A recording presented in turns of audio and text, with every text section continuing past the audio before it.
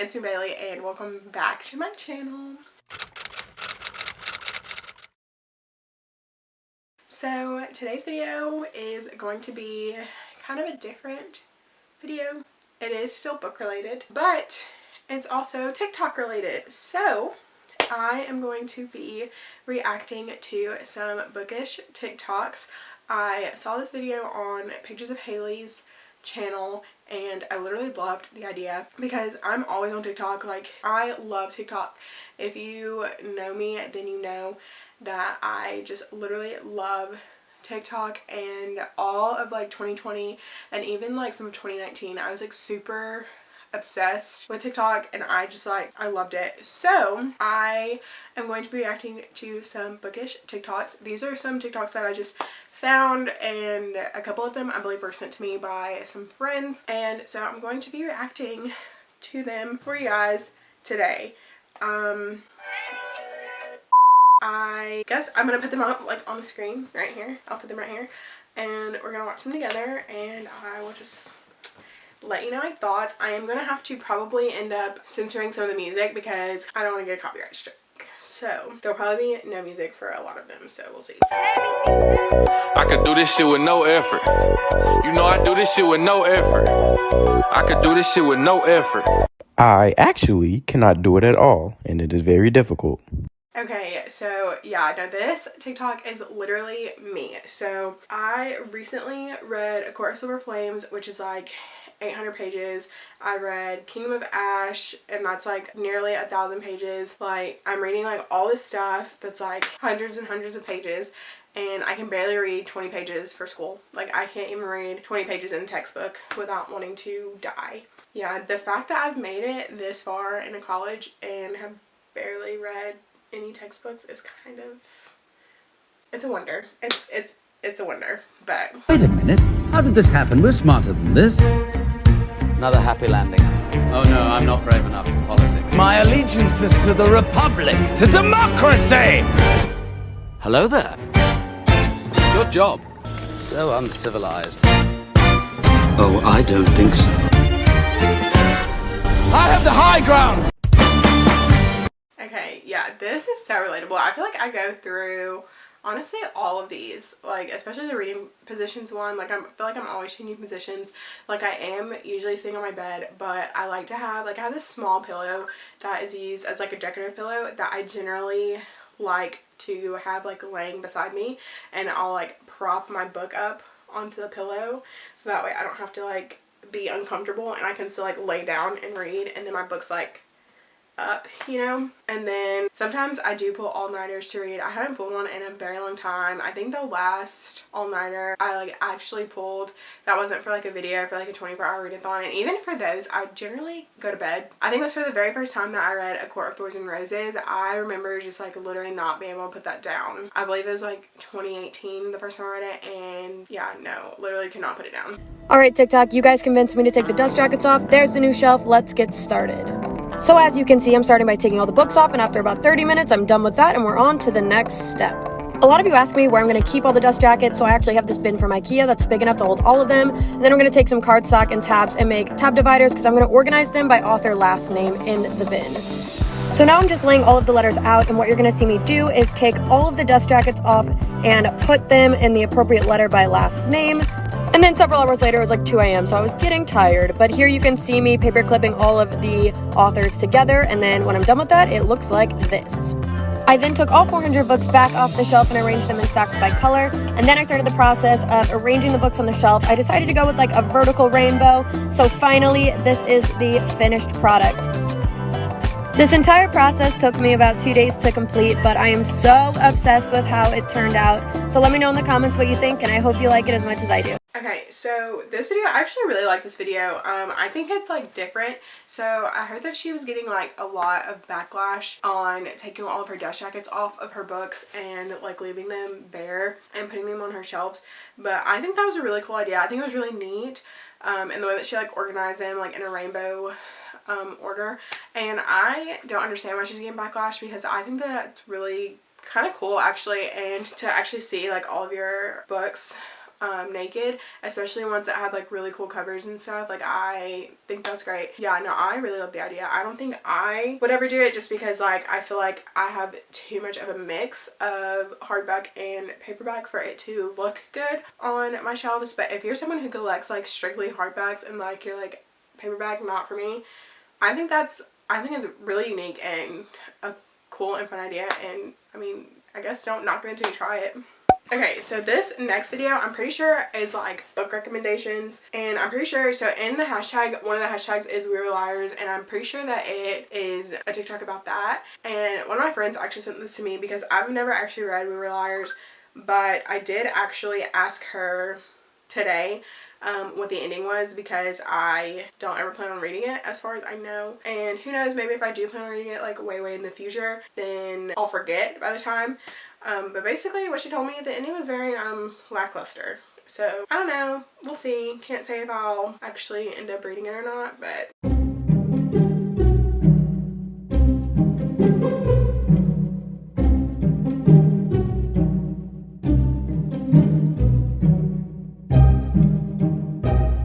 okay, and basically, so based on this TikTok right here, I feel like this book would be about like something happening like at summer, and there's like drownings and stuff going on, and there's like summertime, they're at a lake and something, and honestly it's like a mystery, but based on what she told me, it didn't seem like that at all.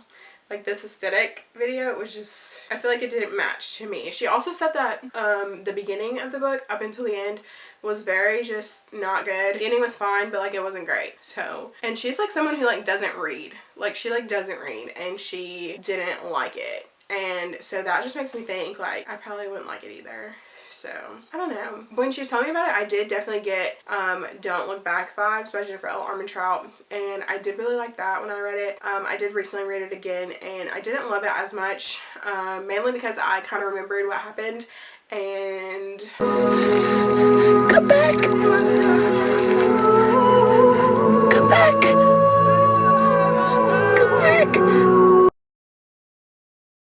Okay, yeah, so I feel like one of the worst feelings ever is like when your bookmark falls out, like especially if you're not like consciously like, oh, I was on this page, or if you didn't end at like a chapter, if you didn't know, like if you were at the end of a chapter and you put your bookmark in, like if you're literally in the middle of the chapter and you put your bookmark in and then like it accidentally falls out of your book, and then you're like, okay, now what? Because you clearly don't remember like where you left off, because that's the whole point of a bookmark.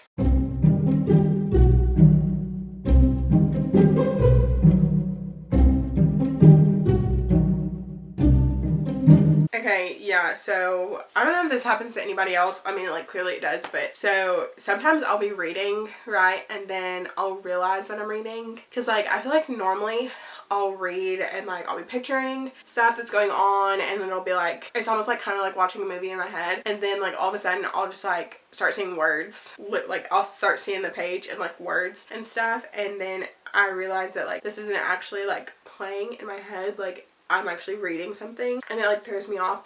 Which there's actually people out there who can't visualize in their heads, which is crazy to me, because it's like what do you see? Like, is it just dark? And there's also people like who can't hear themselves think as well too, and I guess like that is like, is it just, I guess it's just silent like in your head. I don't know, it's crazy how like the brain works and how the mind works and stuff, and literally it's just crazy. But yeah, sometimes I do realize that I have stopped picturing and that I realize that I'm reading, and then I try to like start back reading, and then I end up not being able to, and it's just like the worst feeling ever, because then I have to like put my book down and then re-get into like the right headspace to pick it back up, and sometimes it does take a while for that to happen.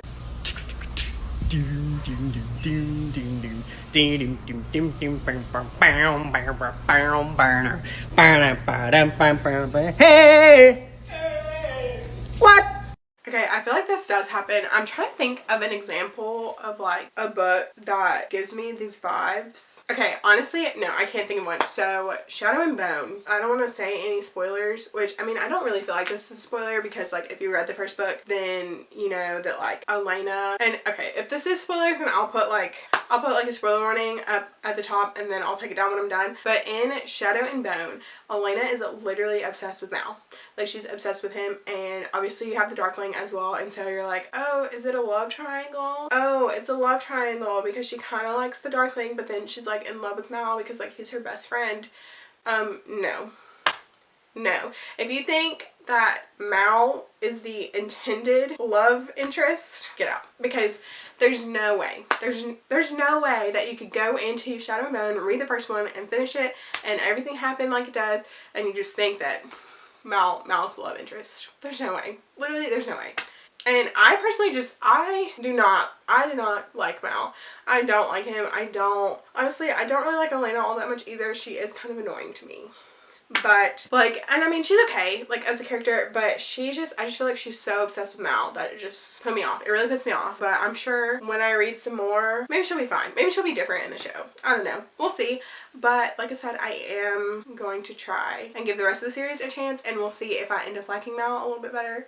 But I do think that I would like him more as a best friend than the love interest. Anyways, spoilers over. So honestly, yeah, anyways.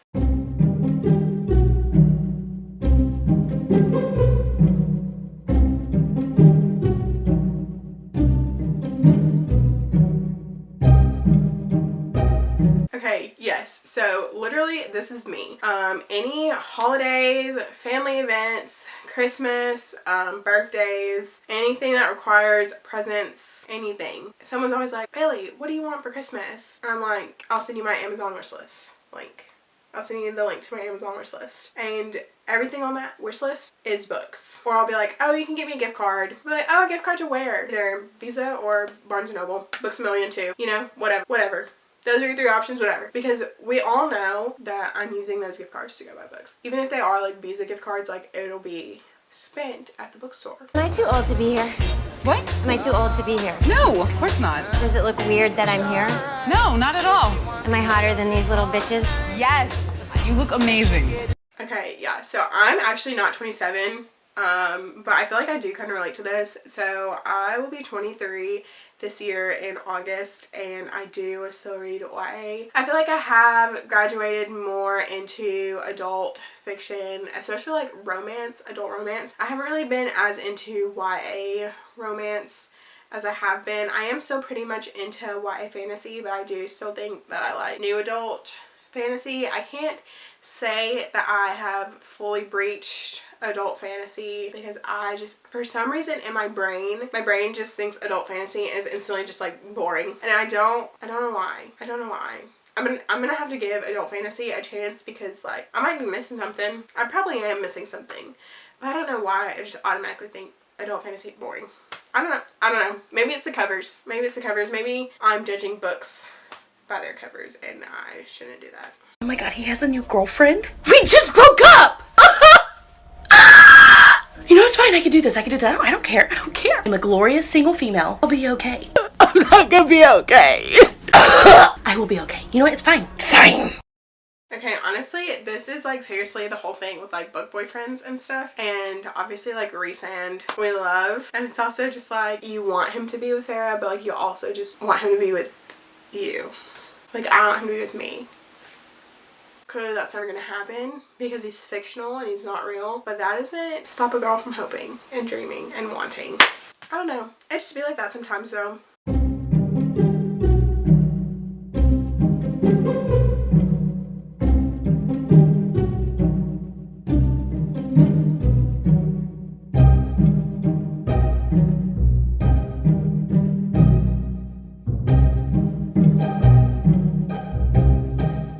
So this isn't necessarily happening with my mom, but this does happen sometimes where I'll be reading a book and I'm like, oh my gosh, it's so good. And then I'll like go to recommend it to someone and then I'm like, oh, maybe not. Maybe not. And it's good, but like let somebody else recommend it to you and not me because, yeah. But this literally happened to me while I was reading A Court of Silver Flames, and obviously if you've read A Court of Silver Flames then you know, but like there was a couple times when I would be like reading and then like someone would knock on my door and I'd be like, oh, And then it's like reading something in public, you know, like how it's different. I don't know. I'm pretty sure my mom watches these videos, so hey mom.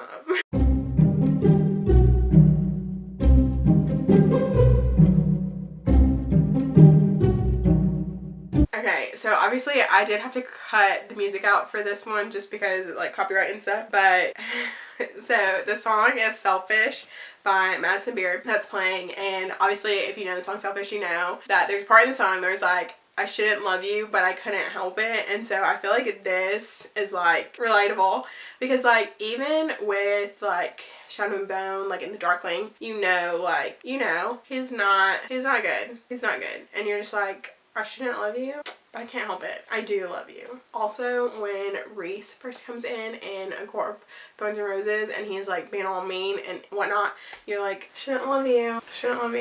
Especially if you're going through the reread and you have already read it and you like know all the events that happen later and you're just like, you know, I can understand why I wouldn't have liked you at first, but I get it. You know? Okay, and so now we're at the last TikTok of this video, and so yeah.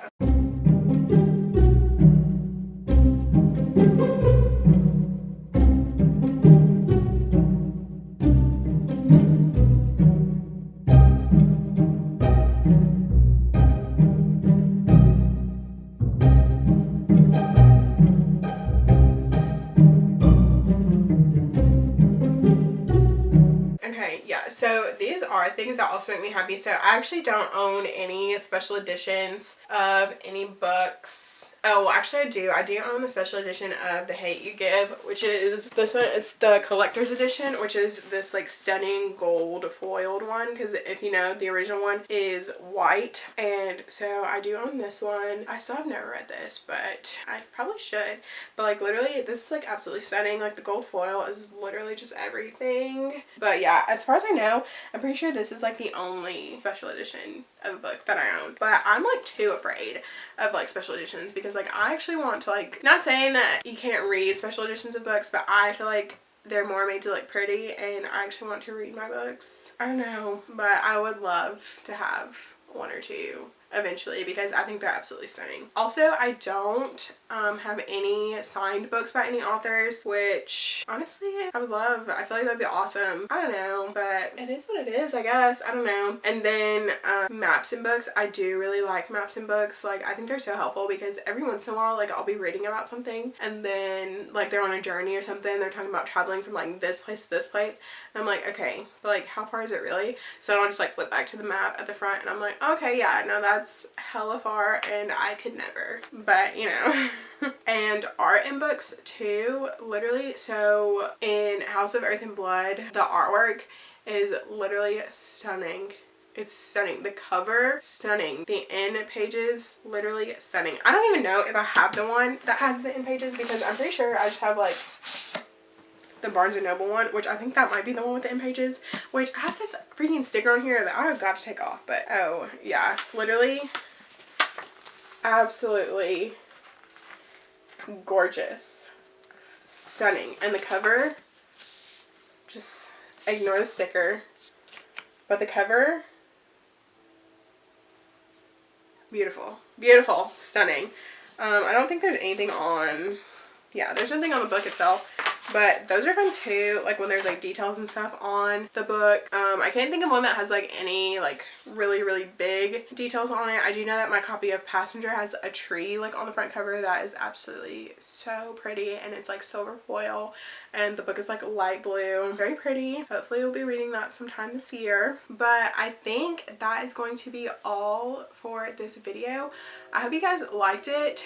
Like I said, this is a different kind of video than I have ever filmed before, and like I said, I had seen this on Haley's channel, so thank you to Haley for the inspiration. I'll definitely have her video linked down in the description. And yeah, so I think that's gonna be it for this video. I hope you guys enjoyed it. If you did, give it a thumbs up, and please consider subscribing to my channel. You don't have to. It would be awesome if you did though.